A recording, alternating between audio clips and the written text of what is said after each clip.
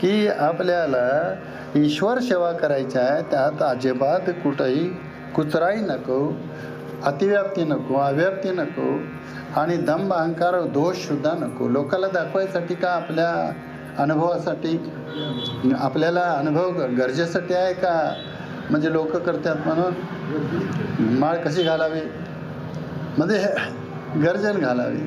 मग त्याच्यासाठी काय पथ्य पाणी असेल ते कोणी पाळायचं.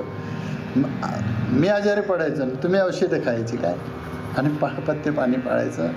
तर मी जर मला बरं व्हावं वाटलं तर मीच ती औषधाची पथ्य पाणी वगैरे हे सगळं ज्या वेळेला घेईन त्याच वेळेला हे म्हणून मग त्यावेळेला ईश्वर सत्ता कळल. मग ईश्वराकडे काय मागावं का, मागू नये. ईश्वर भक्तानं ईश्वराकडं काय मागावं का मागू नये.